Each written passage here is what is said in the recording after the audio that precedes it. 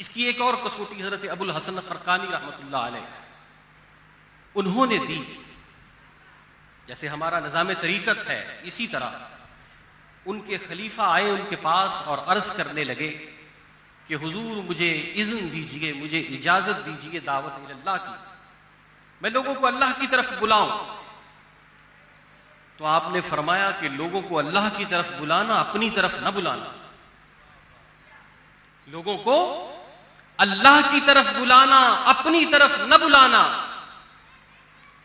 وہ کہنے لگے کہ حضور لوگ میرے پاس آئیں گے تو میں ان کو اللہ کی طرف لے کے جاؤں گا، اگر میں ان کو اپنی طرف بلاؤں گا ہی نہیں تو میں ان کو اللہ کی طرف کیسے لے کر جاؤں گا؟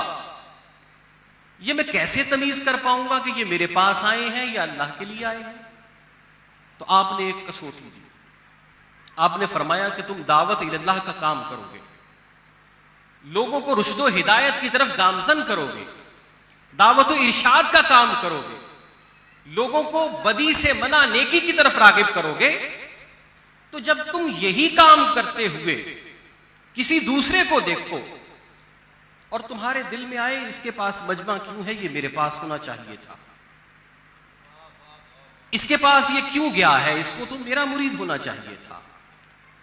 جب یہ دل میں خیال آئے تو سمجھ لینا کہ تم اللہ کی طرف نہیں اپنی طرف بلا رہے ہو.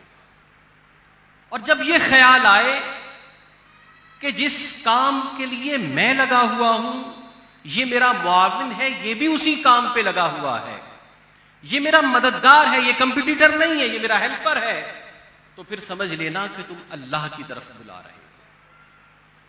اب یہ ہمارا محاسبہ ہے ہر کسی کا.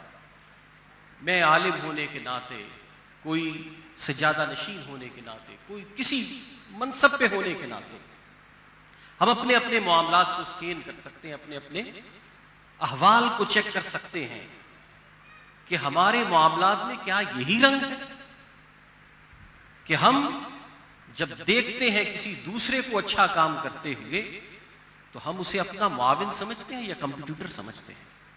تو یہ چیز دونوں کے درمیان خط امتیاز حضرت ابو الحسن خرقانی اللہ تبارک و تعالی رحمت و رضوان سے ان کی قبر کو بھر دے.